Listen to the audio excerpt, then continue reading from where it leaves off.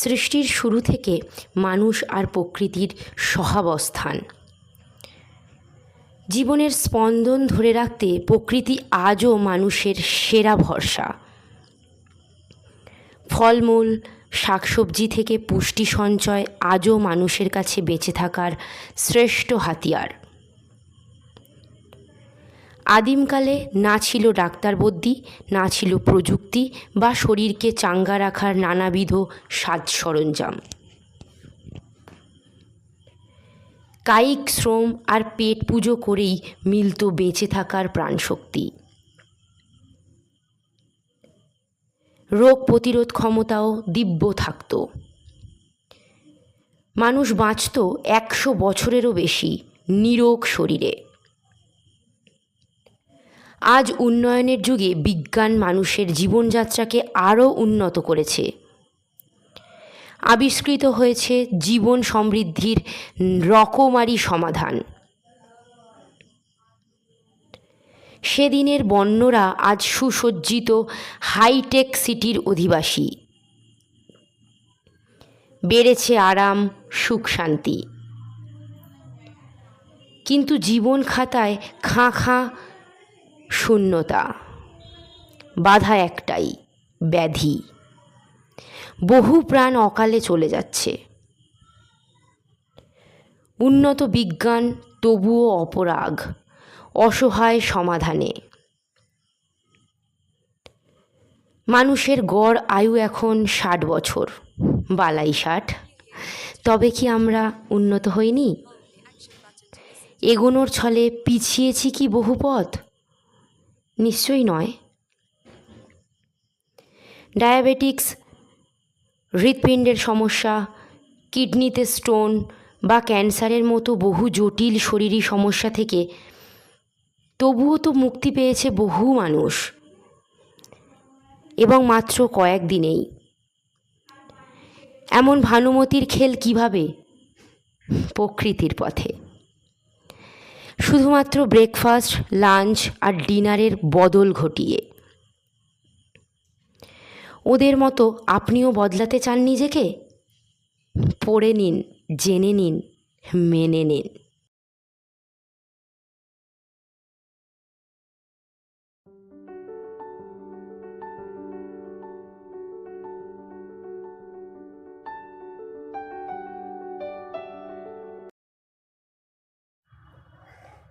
শরীর একটি গতির নাম। বহিরাগত কোনো শত্রুকে বাধা দিতেই নাসারন্ধ্রের রোমকূপরা মুহূর্তে সক্রিয় হলো আপনা থেকে। এটাই শরীরের সহজাত প্রবৃত্তি বা আভ্যন্তরীণ ব্যবস্থা, ইনার মেকানিজম। অর্থ নয়, কৃতি নয়, সচ্ছলতা নয়, আরও এক গভীর বিস্ময় আমাদের অন্তর্গত রক্তের ভেতরে খেলা করে।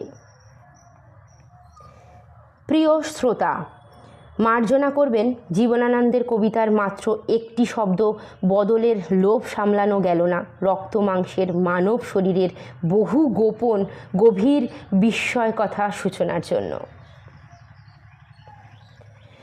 শরীর মানে এক অপার রহস্য, শরীর মানে এক নির্ঘুম কারখানা, শরীর মানে এক জটিল যন্ত্র। শুনতে পেলেন? ওই যে শিশুটি এইমাত্র মায়ের নাড়ি থেকে বিচ্ছিন্ন হয়েই কেঁদে উঠল। কেউ কি তাকে শিখিয়ে দিল কিভাবে কাঁদতে হয়? সে কাঁদল প্রকৃতির চিরন্তন নিয়মে। আচ্ছা, এই যে আপনি একটু আগে হঠাৎই আকাশ বিদীর্ণ করে হ্যাঁচ্ছো করে উঠলেন, তা নিশ্চয়ই সকলের নজর কাটতে নয়। বহিরাগত কোনো শত্রুকে বাধা দিতেই নাসারন্ধ্রের রোমকূপরা মুহূর্তে সক্রিয় হলো আপনা থেকে। সোজা কথায় এটাই শরীরের সহজাত প্রবৃত্তি বা শরীরের আভ্যন্তরীণ ব্যবস্থা, ইনার মেকানিজম। ওই যে সদ্যজাত, সেও কিন্তু জানে চর্ব না চস্য, লেহ্য না পেয়, কীভাবে পেতে হয় মায়ের বুকের দুধ। জানে কেঁদে না হেসে, ঘুমিয়ে না জেগে কিভাবে চাইতে হয় বেড়ে ওঠার পরমান্ন। কিংবা ধরা যাক ওই যে হাঁচিটি দিয়ে আপনি স্বর্গ মর্ত পাতাল এক করে দিলেন, ভেবে দেখেছেন সেই মুহূর্তে আপনার চোখের পাতা দুটি নিপাট বন্ধ হয়ে গিয়েছিল আপনা থেকেই, খেয়াল করেননি? অথচ শরীর কিন্তু সদা জাগ্রত বিগ্রহের মতো, সদা সহস্র প্রহরীর মতো সহজাত প্রবৃত্তিতে অতন্দ্র এবং নীরবে। আসলে এমন কত কিছুই তো আমরা ভেবেও পাই না, তাই না? আমরা শুধু ভাবতে ব্যস্ত আরও সুখ, আরও শান্তি। আচ্ছা, গুপি বাঘার মতো যদি কেউ প্রশ্ন করেন সুখ শান্তি কিসে হয়, যার ভাণ্ডারে রাশি রাশি সোনাদানা ঠাসাঠাসি, তারাও নয়, যেন সেও সুখী নয়। কারণ আমরা যে প্রকৃতির সন্তান সেটাই তো ভুলে গেছি। মানবকুলের এই সহজাত প্রবৃত্তির কথা অল্প বিস্তর আমরা সবাই জানি, কিন্তু ওই যে ঘর কা মুরগি ডাল বরাবর, যে ডালে বসি কালিদাস বাবুর মতো সেই ডালটাই কাটি নির্বিচারে। শরীর নামের মন্দিরটাও আমার আপনার কাছে তেমনই যত্নের। তেমন বলেই তো শরীর আগাম কিছু জানান পেলেও তার ভাষা আমরা বুঝতে পারি না। উল্টে বলি, ধুস, আগে আত্মার শান্তি পরে শরীর। কি এক ফেসে ভাবনা! আমি বেহিসেবি, বেপথু হব, আর শরীর আমার খেয়াল রেখে চলবে আজীবন, যেন মামার বাড়ির আবদার। যত খুশি অত্যাচারের শিকার হবে শুধু শরীর, আর আমি কিচ্ছু হবে না বলে আকণ্ঠ পান করে সারা রাত বমি করে পরদিনই আবার ছুটব অন্য আর এক পার্টিতে গিলতে। শরীর বুঝি আপনাকে পুজো করবে? বিদ্রোহ তো সে করবেই। জানবেন, একতরফা প্রেম যেমন চিরস্থায়ী হয় না, অতি অত্যাচারে শরীর সেও একসময় হাল ছেড়ে দিয়ে বলে, রইল ঝোলা চলল ভোলা। শুধু মানব শিশুই নয়, শুনেছেন নিশ্চয়ই জন্মের পর মায়ের নজর কাটতে পশু পাখির ছানাদেরও নানা রকমের ডাক। কে শেখায় তাদের? প্রকৃতি। পাখি কিংবা বাঘ ভাল্লুকের ছানা জন্মের পর খাবার জন্য কেউ হাঁ করে থাকে, তো কেউ অন্ধকারেও মায়ের স্তন খুঁজে নেয় আপনা থেকেই। শিশু যখন মায়ের কোল আঁকড়ে ধরে থাকে, সে কি জানে তার কারণ? জানে না। এটা যেমন সত্য, তেমনি পড়ে যাওয়ার ভয়টাও তার জন্মকালীন সহজাত বোধ। এটাই তো ইনার মেকানিজমের ম্যাজিক। চোট পাওয়া, কেটে যাওয়া বা রক্ত ঝরতে ঝরতে আপনা থেকেই একসময় জমাট হয়ে বন্ধ হয়ে যাওয়া, এসবও শরীরের আর এক ধরনের সক্রিয় অন্তর্কথা। পারবেন কি শরীর না চাইলেও জোর করে সারাদিন হাই তুলতে কিংবা খাওয়া আর ঘুম একসঙ্গে চালাতে? খিদে পাওয়া, ঘুম পাওয়া সবই কিন্তু শরীরের ইনার মেকানিজমের সহজাত অঙ্গ। কিংবা ধরুন যৌনতা, সেও তো আদিম প্রবৃত্তি, সৃষ্টির অন্যতম চালিকা শক্তিও। সাধারণ জীবনযাপনের সঙ্গে তা নিভৃতে স্থাপিত। শরীরে যৌন অনুভূতি জেগে উঠলে তা আমরা সর্বদা চরিতার্থ করতে পারি কি? পারি না, কারণ স্থান, কাল, পাত্র। পাছে লোকে কিছু বলে। শরীরের ওই প্রবৃত্তিগত তীব্র কামনাকে উপভোগ তখন বডি মেকানিজম নিজেই নিয়ন্ত্রণ করে, মূলত স্বমেহন কিংবা আরও ভিন্নতর উপায়ে। আবার সেই প্রবৃত্তির হাতছানি এড়িয়ে নিজের চিন্তা শক্তিকে কাজে লাগিয়ে নিজেকে শাসনে বাঁধতে পারে বলেই প্রাণীকুলের শ্রেষ্ঠ জীব মানুষ। শ্রেষ্ঠ কেন? কারণ এক্সট্রা অর্ডিনারি থট প্রসেস। অন্য কোনো প্রাণীর জানা নেই আগুনের গ্রাস থেকে নিজেকে উদ্ধার বা দুর্ঘটনা থেকে নিজেকে বাঁচানোর উপায়। একমাত্র মানুষই ওই অতিরিক্ত থট প্রসেসের সাহায্যে ভাবতে পারে কি করা উচিত আর কি অনুচিত। এ কথা একদিকে যেমন ধ্রুব, তেমনি অন্যদিকে ওই অতিরিক্ত ক্ষমতার পেশি আস্ফালন নিজেকে সেরা ভাবা মানুষকে চোরা পথে নিয়ে যাচ্ছে ধ্বংসের গভীরে। জানেনই তো, এক একটি প্রাণী এক এক রকম প্রবৃত্তি নিয়ে জন্মায়, আবার বেশ কিছু বিষয়ে তাদের যথেষ্ট মিলও রয়েছে। যেমন ডিম ফোটার পর কচ্ছপের ছানারা গুটি গুটি সাগর পানে ধায়, কারণ সব সহজ প্রবৃত্তিতেই সমুদ্রের গর্জন তারা চিনতে পারে। ছানারা এটাও জানে কোথায় তাদের খাবার রাখা আছে, জন্ম থেকেই কিভাবে সাঁতার কাটতে হয়, এমন শত শত বিস্ময়কর বিষয়। অর্থাৎ শেখাতে হয় না, প্রকৃতির স্বাভাবিক নিয়মেই তারা স্বশিক্ষিত হয়ে ওঠে। শিকারী প্রাণীদের কথা ভাবুন, তারা তো আমাদের মতো চেয়ে খেতে শেখেনি, কিন্তু প্রবৃত্তিগতভাবে তারাও জানে উদর পূর্তির স্বার্থে কিভাবে শিকার ধরতে হয়। তার মানে এই প্রবৃত্তি অর্জিত নয়, সবটাই জন্মগতভাবে প্রাপ্ত। আশ্চর্যের কথা হলো, এই অন্তঃস্থিত প্রবৃত্তি স্নায়ুসম্পন্ন প্রাণীরাই নিয়ে জন্মায়। তাই একই আচরণ মানুষের ক্ষেত্রেও সহজাত, আর প্রবৃত্তি হলো ঝোঁক বা প্রবণতা।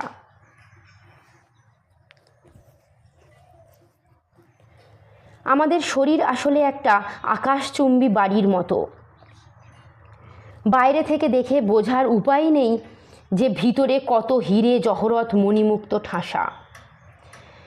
অমন একটা আকাশ ছোঁয়া যেমন যুগ যুগ ধরে শীত গ্রীষ্ম বর্ষায় মাথা তুলে একই রকম দাঁড়িয়ে থাকে, শরীরও ঠিক তেমনই এক কঠিন সংগঠনে তৈরি। অযুত রহস্যের মোড়া এই শরীরের অন্তর সম্পর্কে কয়েকটা বিস্ময়কর তথ্য উপহার দেওয়া যাক এই সুযোগে। কোনো প্রাপ্তবয়স্কের শরীরে প্রায় 1 ট্রিলিয়ন কোষ, 206টি হাড়, 600 পেশি এবং 22টি আভ্যন্তরীণ অঙ্গ থাকে। শরীরের প্রতি বর্গ ইঞ্চিতে প্রায় 19 মিলিয়ন কোষ থাকে।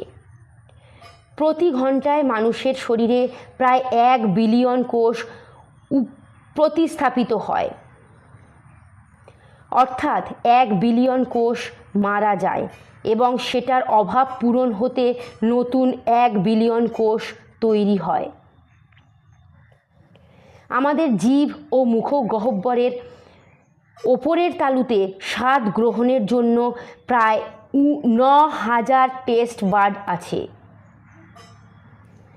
আর জিভই হলো আমাদের শরীরের সবচেয়ে শক্তিশালী পেশি। মানব দেহে রয়েছে 650টি পেশি, মুখমণ্ডলেই রয়েছে প্রায় 30টি, চোখে 6টি। বড়জোর 200 পেশি সক্রিয় থাকে। কাঁদলে জাগে 49টি, হাসতে প্রয়োজন 12টি, আর থাবড়াতে দরকার হয় 6টি পেশি। রয়েছে প্রায় 1 কোটি লোমকূপ। শরীরতন্ত্রের বিভিন্ন তথ্য অনুযায়ী হৃদযন্ত্র সারাদিনে প্রায় 1600 লিটার, আর একটা গোটা জীবনে গড়পড়তা 20 কোটি লিটার রক্ত পাম্প করে এবং প্রায় 25 কোটি বার স্পন্দিত হয়। অক্সিজেন সরবরাহকারী যে লোহিত রক্তকণিকার কথা আমরা বলি, শরীরে তার পরিমাণ প্রায় 250 কোটি।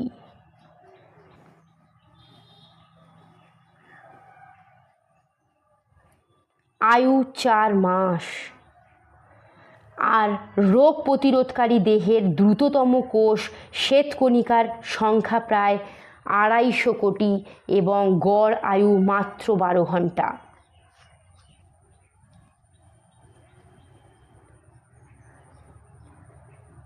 এক ফোঁটা রক্তে থাকে 100 মিলিয়ন লোহিত কণিকা। আমাদের সমগ্র শরীর একবার প্রদক্ষিণ করতে লোহিত রক্তকণিকা সময় নেয় প্রায় 20 সেকেন্ড। সুস্থ দেহে রক্তের গতিবেগ ঘন্টায় 7 মাইল। আমাদের মগজের ওজন প্রায় 3 পাউন্ড বা 1350 গ্রাম। শরীরের মোট তাপের প্রায় 80% নির্গত হয় মস্তিষ্ক থেকে। মস্তিষ্কের 70 লক্ষ কোষ কোনো না কোনো কাজে ব্যস্ত থাকে আর প্রায় 10,000 গন্ধ স্মৃতির কুলুঙ্গিতে ধরে রাখতে পারে। মস্তিষ্ককে 90% তথ্য যোগান দেয় চোখ। শরীরের অন্যান্য কোষের তুলনায় মস্তিষ্কের কোষের আয়ু সবচেয়ে বেশি। এদের মধ্যে কোনো কোনো কোষ আবার বেঁচে থাকে আমৃত্যু। মানুষের যে কোনো অনুভূতি তার স্নায়ুতন্ত্রের মাধ্যমে ঘন্টায় প্রায় 200 মাইল বেগে প্রবাহিত হয়। আর মনে কোনো অনুভূতির জন্ম হলে তা মস্তিষ্কে পৌঁছতে সময় লাগে মাত্র 0.1 সেকেন্ড। আরও শুনবেন, আমাদের পায়ের তালুতেই সব মিলিয়ে 50টিরও বেশি হাড় রয়েছে। তর্জনী হলো হাতের সবচেয়ে সংবেদনশীল আঙুল। মানবদেহের বিস্ময়কর অঙ্গের নাম পাকস্থলী। প্রতিটি মিনিটে সেখানে তৈরি হয় 5,000 কোটি কোষ। চিকিৎসা সংক্রান্ত একটি তথ্য বলছে, রক্ত সঞ্চালন 5 মিনিট আর শ্বাস প্রশ্বাস 3 মিনিট 20 সেকেন্ড বন্ধ থাকলে মানুষ মারা যেতে পারে। কিডনি বা বৃক্ক সারাদিনে প্রায় 2000 লিটার রক্ত প্রবাহিত ও পরিশ্রুত করে, কারণ প্রতি মিনিটে গড়ে পরিশোধিত হয় 1600 মিলিলিটার রক্ত। একটি কিডনির গড় আয়ু এবং সক্রিয়তা থাকে প্রায় 100 বছর। 1 ডজন তন্ত্রে তৈরি মানবদেহ। শরীর উপাখ্যানের শত শত তথ্যের মধ্যে এ তো মাত্র গুটি কয়েক।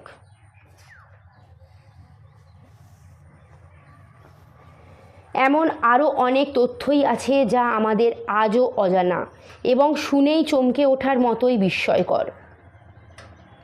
কিন্তু এত কিছুর পরেও মানুষ অনেক ক্ষেত্রে ক্রমশই পিছিয়ে পড়ছে অন্যান্য প্রাণীদের সহজাত প্রবৃত্তির ঝোঁক থেকে। প্রাণীকুলের প্রায় প্রত্যেকেরই সহজাত জন্মগত গুণের কারণে তারা আগাম অনেক কিছুই টের পায়, যেমন প্রাকৃতিক দুর্যোগ, ভূমিকম্পের পূর্বাভাস। পায় না শুধু মানুষ, তাকে বিজ্ঞানের সাহায্য নিতে হয়, দামি দামি যন্ত্রপাতি ব্যবহার করতে হয় কম্পনের পরিমাপ বোঝার জন্য। কেন সে আগাম টের পায় না? আদিম মানুষ তো বেশ পারত। কারণ সভ্যতার বিকাশ ঘটাতে গিয়ে মানুষ যে প্রকৃতি থেকে আজ অনেক দূরে। হায় রে সভ্য সমাজ! অবলা ওই পশু পাখিদের দেখুন, আজও তারা প্রকৃতির সাথে, প্রকৃতির পাশে। প্রকৃতির জল হাওয়া গায়ে মেখেই তাদের জন্ম মৃত্যুর ললাট লিখন। এ প্রসঙ্গে একটা রোমহর্ষক ঘটনার কথা স্মরণ করি। 1975 সালে চীনের একটি জায়গায় ভয়ঙ্কর ভূমিকম্পে প্রচুর ক্ষয়ক্ষতি হয়েছিল। কিন্তু ওই দুর্ঘটনার ঠিক দিন কয়েক আগে স্থানীয় মানুষজন অদ্ভুতভাবে লক্ষ্য করেন পশু পাখিরা হঠাৎই উধাও। অবলাদের সেই অনুপস্থিতি তাদের মধ্যেও সন্দেহ জাগায়, ভয় সঞ্চার করে। তাই তারাও ওদের অনুসরণ করে ঘরবাড়ি ছেড়ে সেখান থেকে পাট্টারি গুটিয়ে নিরাপদ আশ্রয়ে চলে যায়। ওই যে অতিরিক্ত থট প্রসেসের মাধ্যমে তারা আশঙ্কা করে বিশেষ কিছু ঘটতে চলেছে। আর কি আশ্চর্য, দিন কয়েকের মধ্যেই সেখানে প্রবল ভূমিকম্পে দুলে ওঠে মেদিনী। প্রায় 1.5 লক্ষ মানুষ বেঁচে যায় প্রাণে। তথ্য বলে, পৃথিবীতে এত বড় প্রাকৃতিক দুর্যোগে একসঙ্গে এত মানুষের প্রাণ বাঁচার নজির এখনও নাকি নেই। খেয়াল করে দেখবেন, ভূমিকম্পে পশু পাখির নয়, মানুষের মৃত্যুর হারই সর্বদা বেশি। কারণ তারা প্রকৃতির সঙ্গে সহবাস করে না। কখনো শুনেছেন পশু পাখিরা হৃদরোগে মারা গেছে?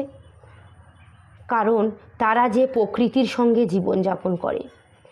আর সভ্য মানুষ প্রকৃতির থেকে শক্তিমান ভেবে নিজেদের কবর নিজেরাই খুলছে প্রতিদিন। আসলে বিজ্ঞানের ক্রমোন্নতি মানুষকে লোভী করে তুলেছে। এসি ছাড়া ঘুমাই না, বাসে ছাড়া চলি না, জীবন আরও কত স্বাচ্ছন্দ্যে মোড়া যেতে পারে, এই উল্লাসে বেঁচে থাকার জন্য আরও কত ধরনের বিনোদনে ডুবে থাকতে পারি, সেই ভাবনাতেই আমরা সদা নিমগ্ন।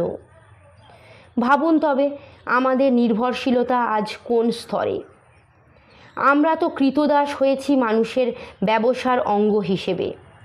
তাই শরীর খারাপ হলেই দৌড়াই ডাক্তার বদ্যির কাছে, অথচ একটা পথকুকুরকে কারোর কাছে যেতে হয় না। জ্বর বা শরীর খারাপ হলে সে ছুটে যায় বাগানে বিশেষ ঘাসের সন্ধানে, অথবা ক্ষত হলে জিভের লালায় সলেহন করে তার ক্ষতস্থান শুকিয়ে ফেলে সে নিজেই। এই ডিজিটাল জামানাতেও আমি যদি লোকালয়, বিলাসবহুল প্রাসাদ, বৈভব, অতিশয্যা থেকে নিজেকে সরিয়ে স্বেচ্ছা নির্বাসনের জন্য বেছে নিই গহন জঙ্গল, তাহলে আর কিছু না হোক আরও একটা টারজানের জন্ম হবে নিশ্চিত।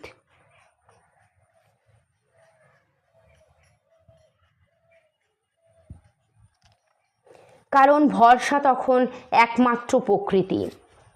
কিন্তু মানুষ আজ সভ্য সমাজের প্রতিনিধি। দীর্ঘদিনের বদ অভ্যাস বিজ্ঞানের ওপর অতীব নির্ভরশীল। বিভিন্ন ব্যবহারিক প্রয়োগে পরাশ্রয়ী হতে গিয়ে নিজের কপাল পুড়িয়েছে সে নিজেই।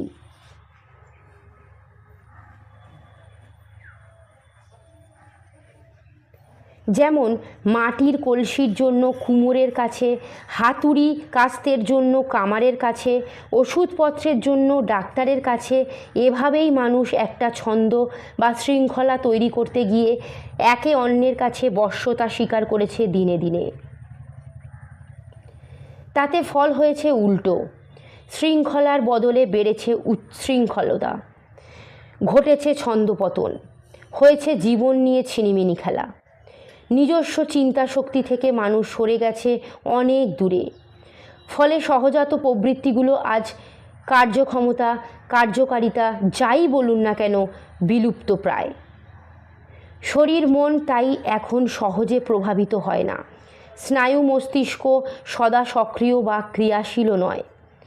আমরা ডিজে বাজিয়ে প্রকৃতির জয়গান গাই, অথচ নগরায়নের উল্লাসে নির্বিচারে ধ্বংস করি সবুজ। বাতাসে পোড়া তেল, কার্বনের বিষ দেদার ছড়িয়ে ভবিষ্যৎকে বানাই নুলো। উষ্ণায়নের ক্ষত বুকে নিয়েও মা প্রকৃতি তবুও আমাদের প্রতি কতটা স্নেহশীল একবার ভাবুন। এত কিছুর পরেও সূর্যোদয় হয়, এত কিছুর পরেও বৃষ্টি নামে, হাওয়া বদল হয়, ফসল ফলে, সাগরে জোয়ার ভাটাও হয়।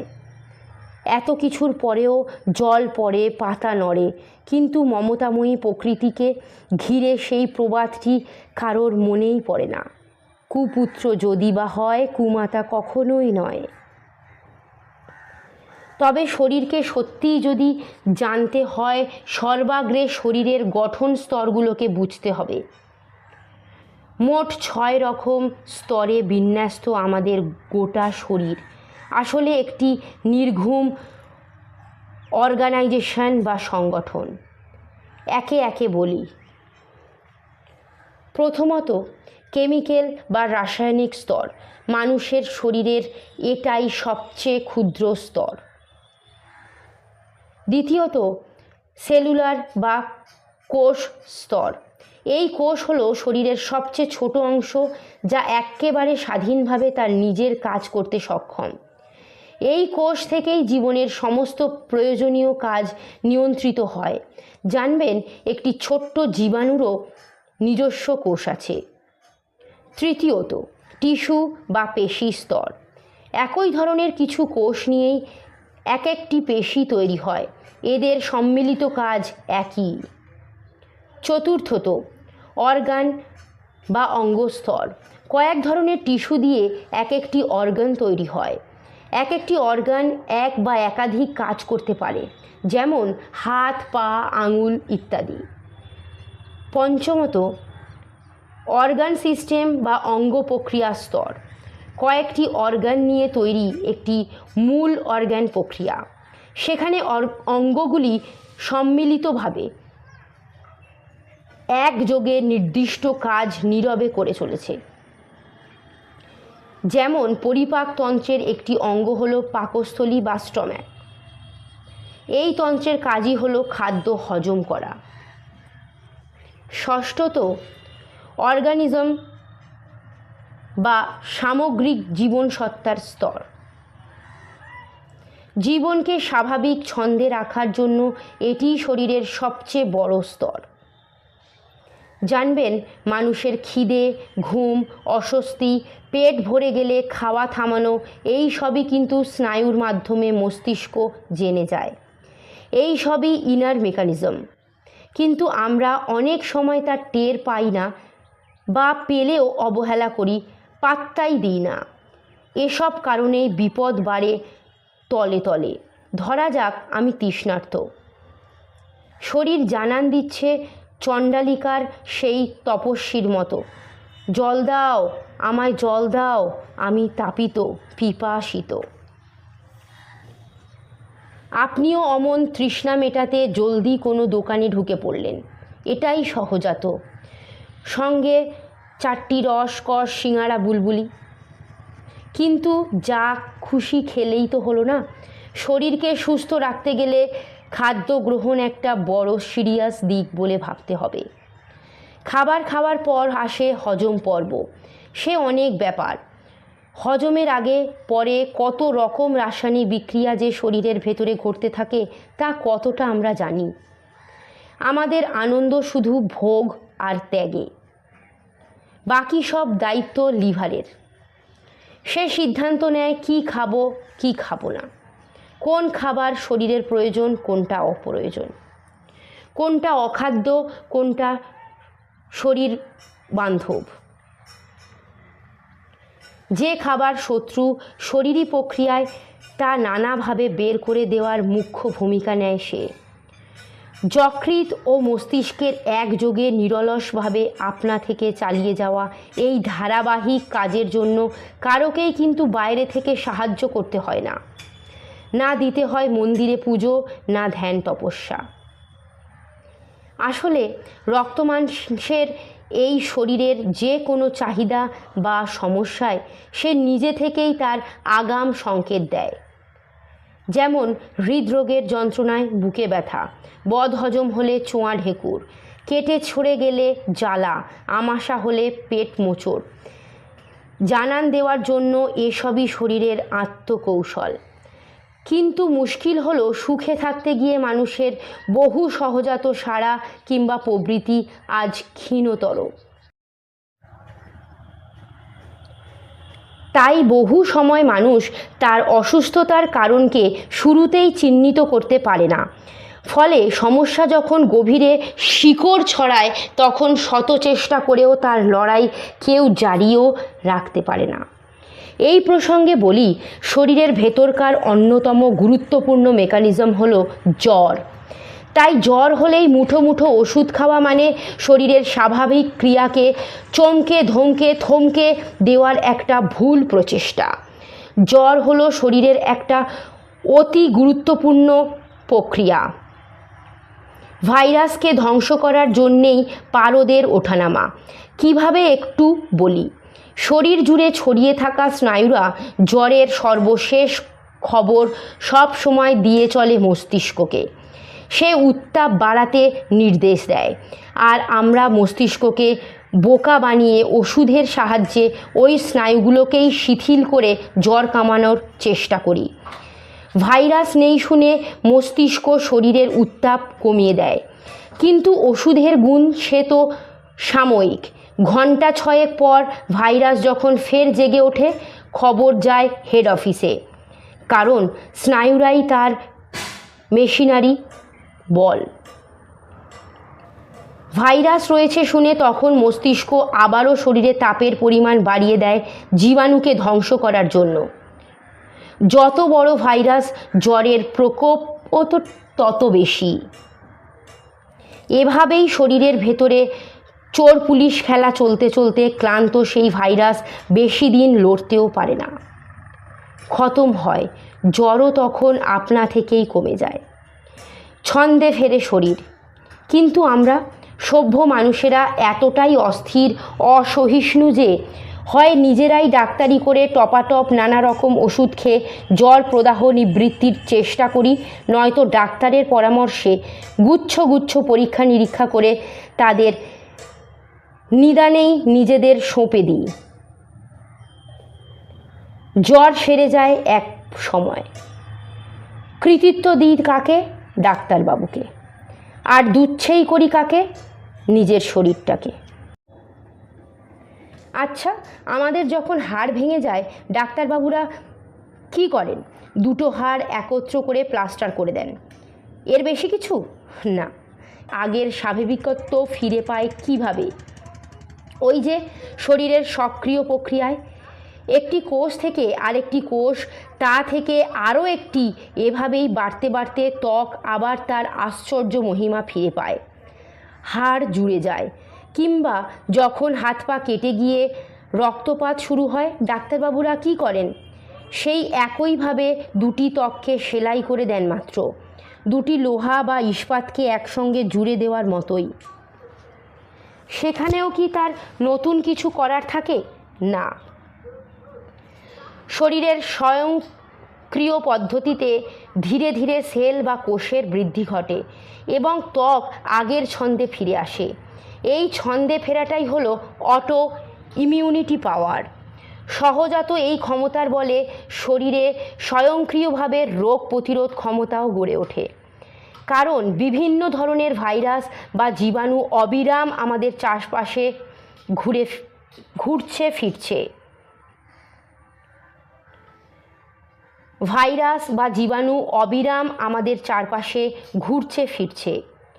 প্রকৃত অর্থে জীবাণুময় জীবনের মধ্যেই আমরা বেড়ে উঠি।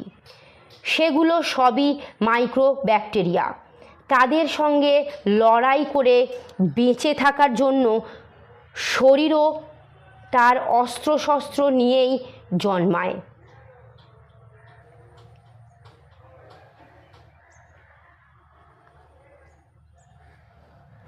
যেমন রেসপন্স বা প্রতিক্রিয়া।